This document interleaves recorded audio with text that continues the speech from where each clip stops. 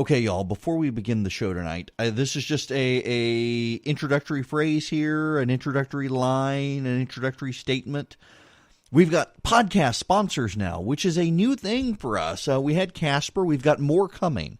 One of the great ways that you can support The Resurgent and my radio show is to pay attention to the sponsors within and hopefully use them if you have an opportunity, whether it's Casper or Man Crates or some of the others that are coming up.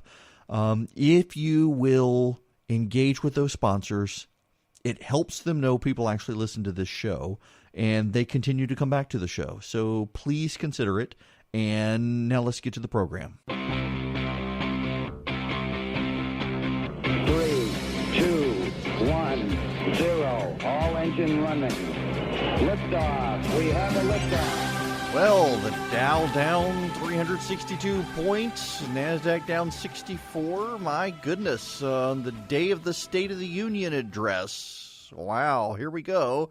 Will it be some level of correction? The market is speculating. I have no idea, neither do they. Welcome, it's Eric Erickson here. The phone number, 404-872-0750, 1-800-WSB-TALK. We're going to begin the show with local news with our state legislature meeting because we're going to be spending the whole night and probably most of the rest of the week until the President Leroy Jenkins us talking about the State of the Union. So there are two pieces of legislation getting media attention today in the state legislature, and I want you to know about them. Both involve, freedoms of speech and religion. The first bill is by State Senator William Ligon, and it is a campus speech bill. This is from the AJC, Eric Sturgis. Several top Republican state lawmakers have proposed a bill that could impose penalties as severe as expulsion for student protesters who repeatedly stop people from speaking on Georgia's public college campuses. They join counterparts in about a dozen states pushing legislation modeled after a conservative organization's proposal. That would be ALEC, the American Legislative Exchange Council. Senate Bill 336, filed last week, is designed to ensure constitutional protections to speakers after several controversial speakers nationwide, mostly conservative, were either turned away from college administrators or shouted down by students. William Ligon is saying, we think the First Amendment is very important and something that should be protected on our campuses. Now, here's the thing. In Georgia, we haven't really had a major issue with this. But the University of North Georgia has had some issues, and U.S. Attorney General Jeff Sessions filed a statement of interest last year in support of a student who sued Georgia Gwinnett College over free speech issues. So there are some, but there aren't a lot. But what we're seeing time and time again is that when they come up, faculty and staff at universities are having a hard time balancing, and if they do balance, they tend to balance with leftist authoritarianism instead of with free speech. So this is one of the pieces of legislation coming to the state legislature. There is another one. This one is being couched in the media as controversial. You know what controversial means? Controversial means liberals don't like it, including liberal Republicans and the Chamber of Commerce. They don't like that the legislature is being forced to consider this legislation. And why are they being forced to consider it? Michael Williams, running for this governor in the Senate right now, is taking the lead role in pushing this legislation. But it is worth noting that Brian Kemp and Casey Cagle have both taken positions on this sort of issue in the past. Williams has dropped the legislation, though. Senate Bill 361 would require public schools to provide a limited public forum where students can talk about religion or anything else that's not lewd, vulgar, or offensive. And, wait for it, this is the controversial part, allow high school coaches to participate in student-led prayer and talk about religion with students. That's the controversial part. Now, this isn't a hypothetical situation here. Last year, the Freedom from Religion Foundation filed a complaint against an East Coweta High School coach, John Small, for praying with his players. Small got in trouble. Others have gotten in trouble on college and high school campuses for having the audacity to pray with students. How dare they? And oh yes, there's that word. We've got to say that word. We need to say the word together. Surely you know the word I'm talking about. Let's say it together. Amazon. Yes, Amazon. That's right. Why do our Republican leaders in the state oppose allowing coaches to pray on football fields with their players? Amazon. Yes, this is from the Wall Street. This has gone beyond local now. This is the Wall Street Journal. Do it for Amazon, say Atlanta politicians when they want something done. Subtitle: Prospect of online giant moving second headquarters to Atlanta colors fights over religion immigration. Amazon has really upped the ante, says one. From a religious freedom bill to a proposed English-only constitutional amendment, Georgia politicians and advocates are invoking Amazon's name. The prospect of luring the retailer here is being used as political ammunition, notwithstanding that Amazon.com Inc. is months away from picking. Jeff Graham, who runs the state's leading gay rights organization, Georgia Equality, says he mentions the prospect of losing the online shopping giant to rally opposition to a religious freedom bill he considers discriminatory. Amazon's really upped the ante, he says. Proponents of the bill say it will have no impact on gay rights in the state. They say Amazon likely will pay little attention to the measure. An earlier, broader version of the bill was vetoed by Governor Nathan Deal following public criticism from large companies, the Metro Atlanta Chamber and the Georgia Chamber of Commerce. There you go, folks. Amazon. So let's put this in perspective. You have a state controlled by Republicans. Republicans control the state Senate. Republicans control the state House. Republicans control the governor's mansion. And they cannot pass a bill that will allow high school football players to pray on a football field with their coach. They cannot pass a bill that would say colleges and universities have to allow conservatives to speak on campus and discipline students who try to block such speeches. And they cannot pass a bill saying Georgia law should have a Religious Freedom Restoration Act just like the federal government has. We can't pass any of those pieces of legislation because Amazon. Have you ever wanted to know what it looked like to see Judas selling out Jesus for 30 pieces of silver? Well, here you go. I mean, you guys voted for these people.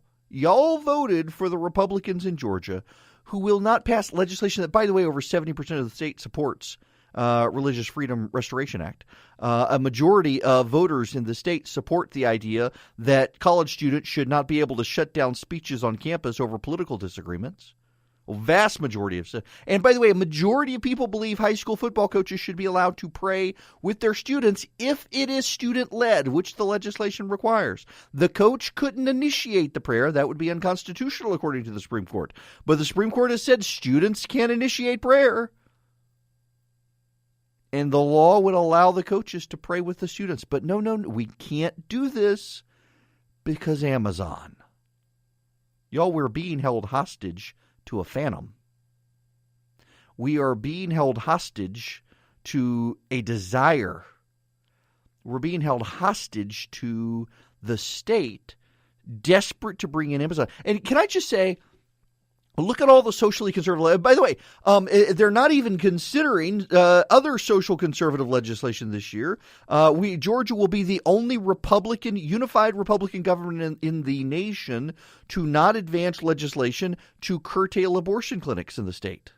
We're the only unified Republican government, House, Senate, governor, not doing anything to curtail the abortion industry or to hold them accountable or to beef up standards. We're not doing anything on that.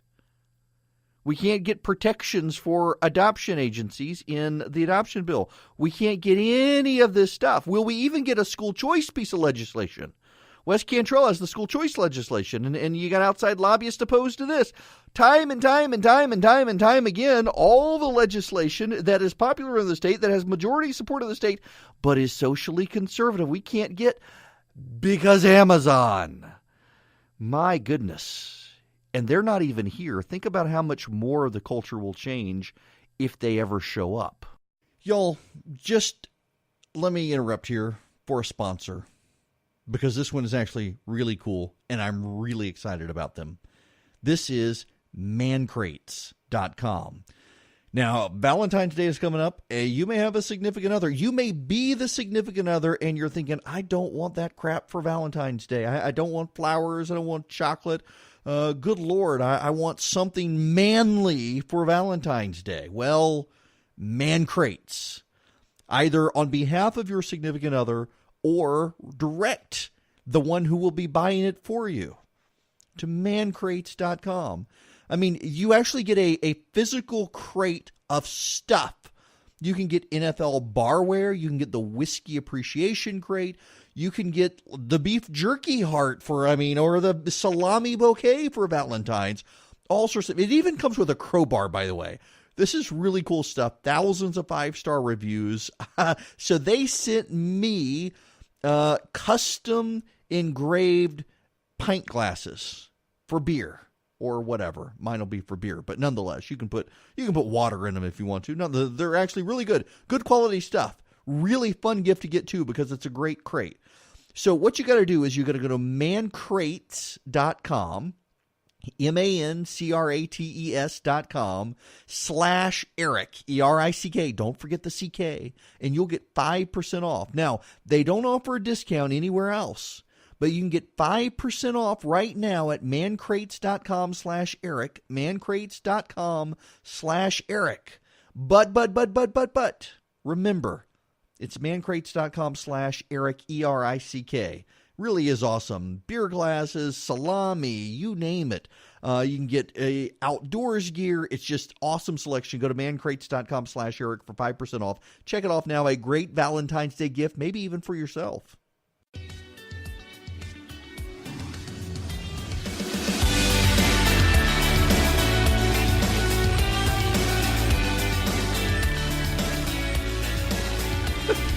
Okay, I'm sorry. We got to go completely off charge because there's a brewing controversy at this moment. It has suddenly become a big news story. So Mel Gibson has announced he is making, or Jim Caviezel has announced they're making a sequel to The Passion of the Christ. This will show the resurrection. And religion reporters are reporting scandalously today, horrified, outraged, that they're going to come up, they're going to show this crazy thing. They're going to presuppose at the beginning of the movie that Jesus descended into hell. They're going to show Jesus in hell. So they're going to start the movie. Y'all, it's called the Apostles' Creed. Suffered under Pontius Pilate, was crucified, dead, buried, descended into hell, and on the third day rose. I mean, it's right there. Hey, seriously, this is actually, I'm watching this story in real time as it's blowing up on social media. Religion reporters horrified that there are Christians who believe this. Yeah, I mean, this is the same way that there are religion reporters out there horrified that these Georgia Republicans would want to push legislation that would allow students to pray on campus and allow their coaches to participate. Now, what a lot of people are pointing out, by the way, is that students can already pray on campus. Yep, absolutely right. They can. But teachers and coaches aren't necessarily allowed to participate with them. In fact, the coach over in East Cayuga County was disciplined for doing so. We've had coaches lose their job for doing that, but we can't do any of this stuff because of Amazon. We are being held hostage to a company that doesn't even live here. By the way, there is news on this front. There's a liberal reporter whose views I tend to find as noxious as I'm sure he would find my views, but he actually makes a really good point. Amazon has done a genius thing to Georgia and Atlanta. something that a lot of people haven't even realized or paid attention to. I'll tell you what it is when we come back.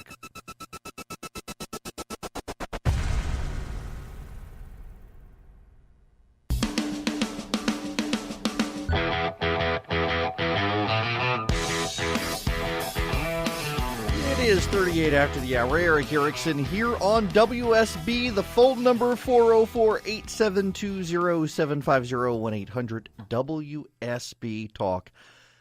We're going to have a long night tonight about the State of the Union. Before we get to the State of the Union, though, there is other news that I think we need to explore.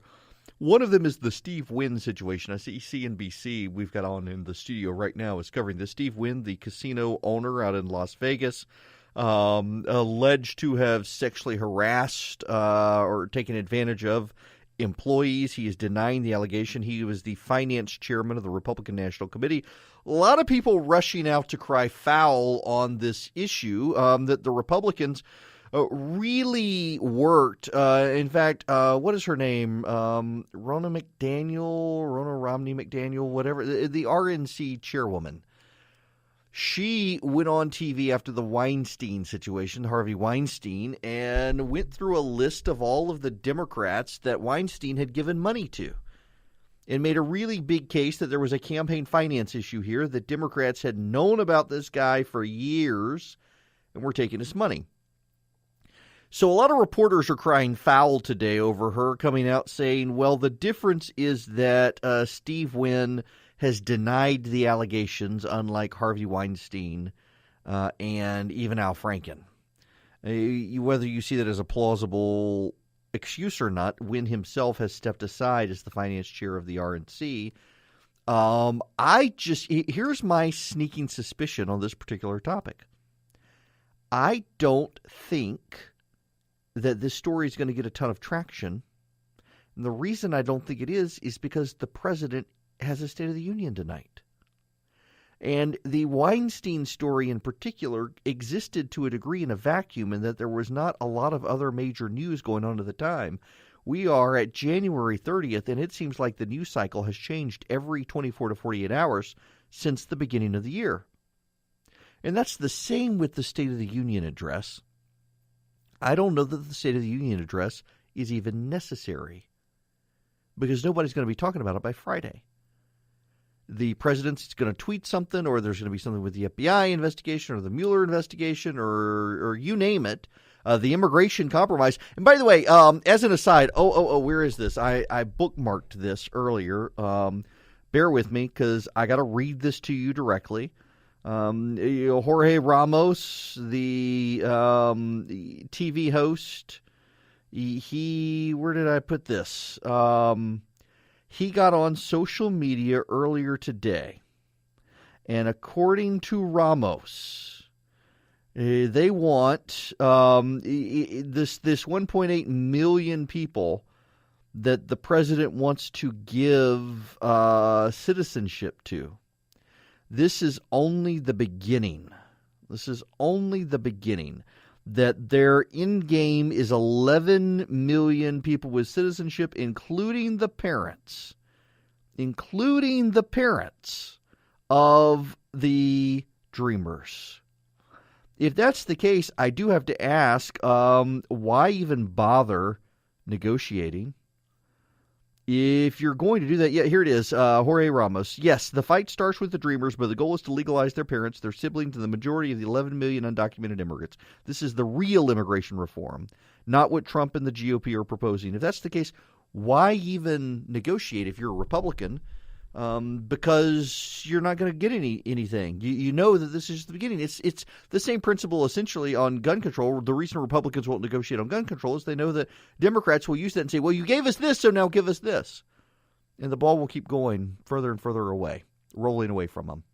Now, I got to get back to the Amazon situation and this liberal journalist noting the trick Amazon has pulled on Atlanta. Okay, so I don't even want to name the reporter, because I largely think the guy is a nutter. But he does, like a stopped clock. He can be right twice a day. And he noted that Amazon is not just a company that sells you things. It is a company that acquires data much like Google. Amazon acquires data. And Georgia has proposed one of the more aggressively lucrative contracts to lure Amazon. And in so doing, has provided Amazon massive amounts of data about not only what the state is willing to whore itself out for to get a company here, but also what it can provide, what it is capable of providing, what its infrastructure can hold, that will give Amazon greater leverage in negotiating in the future with other places and with Georgia and putting them at odds with each other. Think about that for just a minute, that Amazon essentially has been given fairly detailed economic maps of each of these places, these 20 cities. Georgia has given it some of the more lucrative options for coming to the state. Illinois is probably the most shameless prostitute in this, but Georgia is still a pretty significant prostituting itself, trying to get Amazon here, giving away your tax dollars. Amazon now knows what it can do as far as baseline projections for future business development, but not only for future business development, also to a degree for future blocking of competitors. Essentially, Amazon has used this opportunity to collect data on places for a competitive advantage. Now, the states obviously don't care because they want Amazon to come, but it's worth noting that a number of journalists have singled out Georgia for actually cutting a bad deal for taxpayers. That Georgia wants to give away so much of the farm, there's almost no farm left.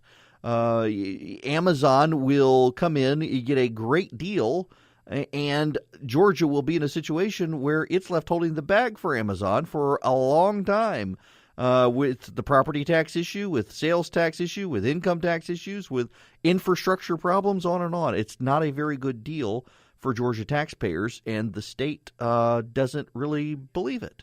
Now, one bit of housekeeping before we go to break, and that is this. If you want to come see Clay Tippins, he is the Navy SEAL running for governor of Georgia.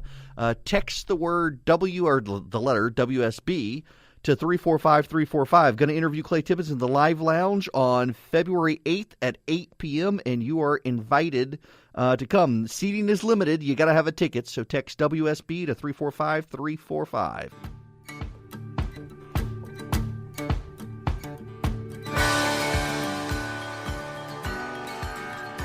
So the Cleveland Indians have gotten rid of Chief Wahoo. They've decided he's racist, so he must go away. Max Kellerman, the genius ESPN host, I say genius loosely, reminds me of well, I shouldn't say that. Max Kellerman thinks that, we also need to get rid of the Fighting Irish, because that clearly is offensive as well. That Fighting Irish, I do have to say I agree with him here. We need to get rid of the Fighting Irish because for some reason they are constantly able to make it into rankings where it doesn't look like it's deserved. I mean, clearly there is a bias towards Notre Dame in all the sports rankings, and we should just get rid of the Fighting Irish completely. Rudy! Yeah, this is so stupid, y'all. I mean, who is complaining, other than Max Kellerman, who is complaining about the Fighting Irish? It's not the drunk Irish, it's the Fighting Irish. I mean, come on, people. That tends to be the negative stereotype against the Irish. And that's not the stereotype. The Fighting Irish, they're winning football players and whatnot. Oh, Lord, I'm getting angry texts from friends of mine who are Notre Dame fans now. Oh, gracious. This is ridiculous. And I'm sure they'll be coming for the Braves again at some point. Can't do the tomahawk chop, because it's race. Everything is racist. Which reminds me, Black Panther is coming out next month. And I swear to you, half the reviews I've read have more to do about its perceived politics and social justice themes than it does about the movie. I just want to know, is the movie any good? It better be. I have high hopes for Black Panther when it comes out, but it's like Wonder Woman all over again.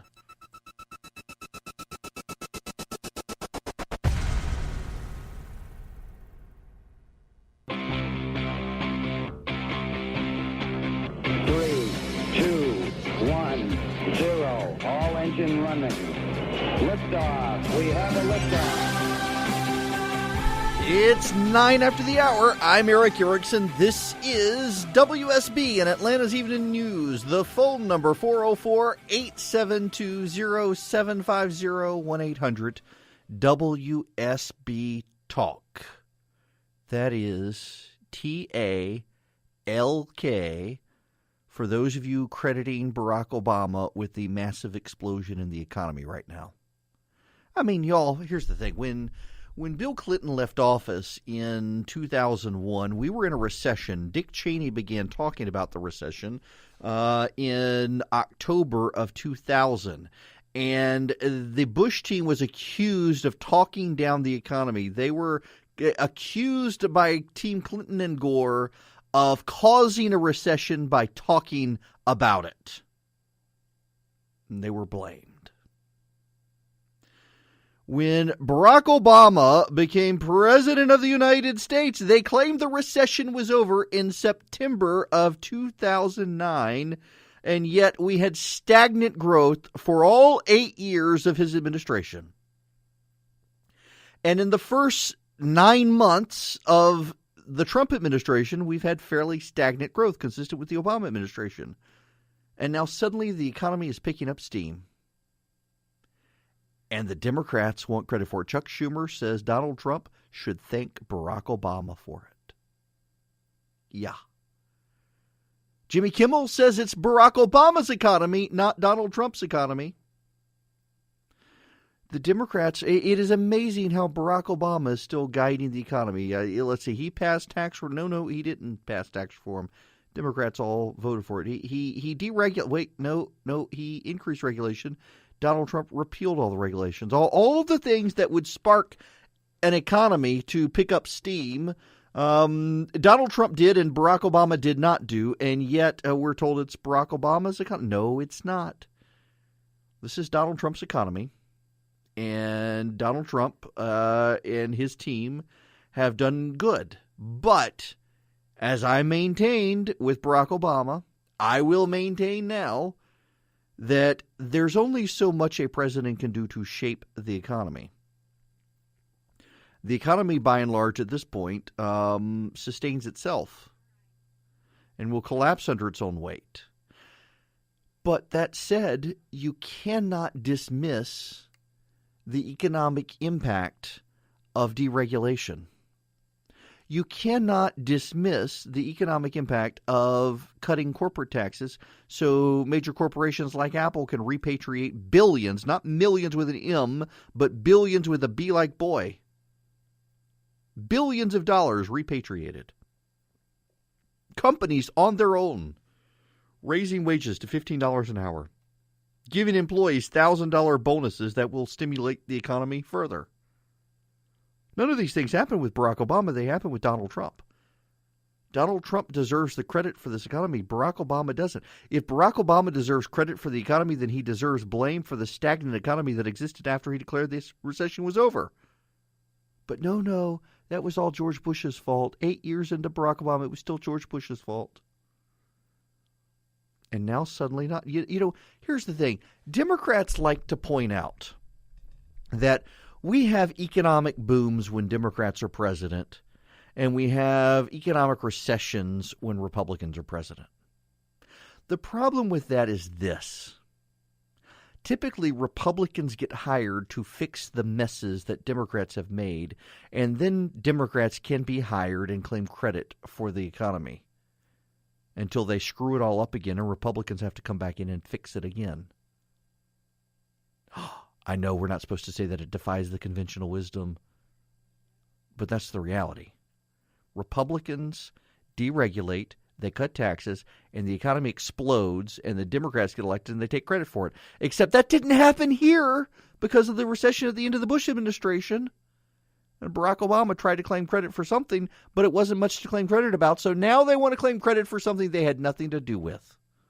At best, they may have laid some groundwork for it. Yes, they did. They laid the groundwork for the election of Donald Trump, who actually deregulated and cut taxes. Now, I want to now read you some bullet point headlines, and then I'll explain, but you need to hear the bullet points first. President Trump's administration has taken action to secure the border, but the United States has seen an uptick in attempted illegal entries and more resources are needed to accomplish the job.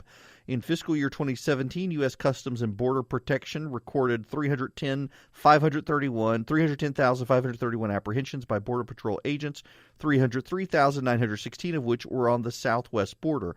More than 97% of the Customs Border Protection apprehensions occurred on the southwest border.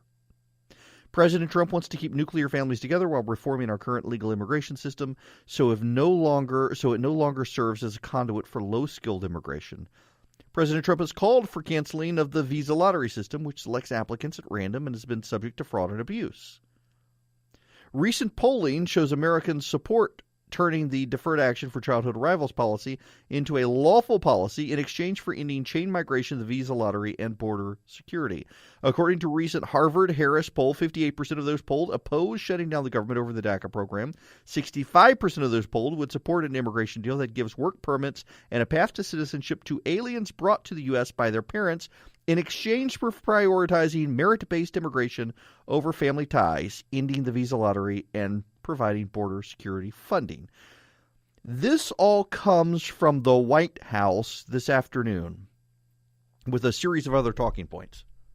Now, why bring this up? Well, the State of the Union happens tonight. We're going to cover the State of the Union here. We will run the speech here at WSB, and we also have a basketball game. It's a jam-packed night here. And then afterwards, we will broadcast on WSB a post-speech show taking your calls about the president's speech. One of the things we know the president intends to talk about tonight is immigration. He wants a deal. He wants his proposal, 1.8 million DACA recipients, or those eligible for DACA, given citizenship. He does not want the number to go higher.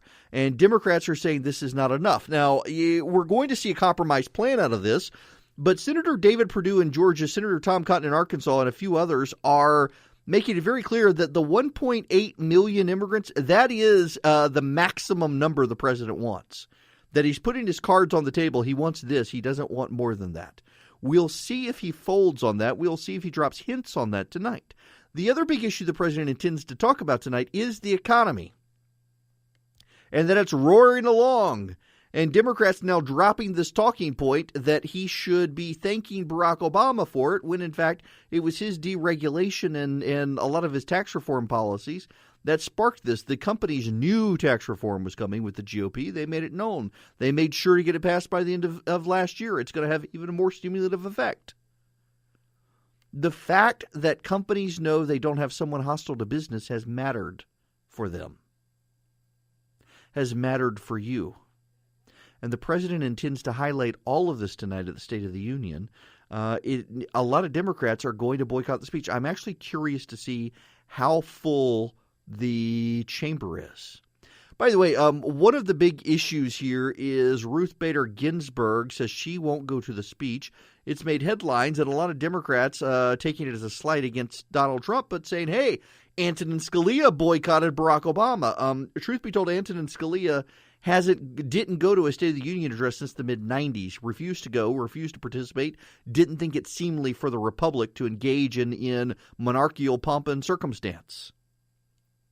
Sounds like Antonin Scalia, doesn't it? There will be a lot of Democrats boycotting the speech tonight.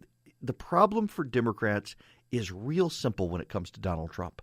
They are so hostile to him in every way, shape, and form that they cannot in any way, shape, or form give him credit for any of the good that he's done or that his administration has done. Now, I get it. I wrote a piece in the Washington Post last week that it is harder and harder to separate the Trump administration from the president when he does things that make people cringe. But at the same time, you do have to credit his administration with the good things they've done. And they have done good things on the economy, on deregulation, on tax reform. They've made a good proposal on immigration. Some of you hate it, I realize, because of the citizenship part. I think it's a good proposal. I don't think it's going to get passed. The problem I have with the speech isn't just the monarchical pomp and circumstance. It's like the Queen's speech, but American. There's no crown. The problem I have is that within 2 days, we're not going to be talking about it anymore. Something's going to happen. The president's going to tweet. Somebody's going to say something. News is going to come out about the FBI. Someone somewhere will change the conversation. And my question will be this. Who changes the conversation? Because I suspect he's going to give a good speech tonight. And I suspect Democrats are going to try to get reporters to run a story trying to overshadow the State of the Union speech, even if they have to make stuff up to get reporters to change the subject. A brief word on a new sponsor that I'm really excited about for the podcast, mancrates.com. Valentine's Day is coming up. You may want to get yourself something. You may need to get something for someone and you're not sure what to get them. Or you may be tired of the same crummy gifts every year and you want something really awesome. So redirect your significant other to mancrates.com. This isn't like the cheesy cologne sampler or whatnot. Mancrates has curated gift collections for every type of guy, whether it's sports or chef or outdoorsman. You can get the NFL barware crate, you can get the whiskey appreciation crate, or you can get the standard Valentine's gifts, but kicked up several notches, the beef jerky heart or the salami bouquet. All you got to do is go to mancrates.com, and they've got a huge selection of things. I actually got custom pint glasses with my name on them for my bar. I have a great bar, bourbon and collection and beer on tap, and these will go great. Chilled glasses for my beer. The crates even come with a crowbar. It's pretty cool.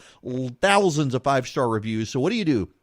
Go to mancrates.com/Eric for 5% off. And remember, it's ERICK, mancrates.com/Eric. They don't offer a discount anywhere else, though. So you do have to go right now to mancrates.com/Eric, ERICK.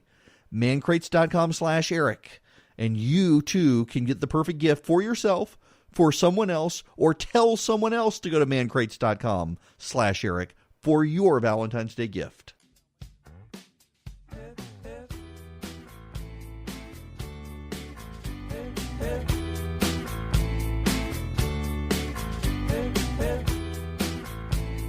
It's 26 after the hour. We're going to have a State of the Union just wall-to-wall coverage tonight, except we got a basketball game as well. So we're going to do the basketball game, and we're essentially telling them that they have to hurry up their game. And then we'll get to the president's speech. And then when the president's speech is over, we're going to fire up all of the Cox talk stations. Every one of the people who listen to a Cox talk station will have to hear my voice. They will be subjected to my voice. In some places, that would be considered a violation of the Geneva Convention, but y'all are used to it. And we'll take your phone calls tonight on the president's speech. Now, one of the other issues tonight is illegal immigration, and there are members of Congress bringing dreamers. An Arizona congressman has asked security to vet whether or not the people coming in are citizens of the United States. They want a paddy wagon to round up and deport the illegal aliens. The Secret Service and Capitol Hill Security and Capitol Police are saying, nope.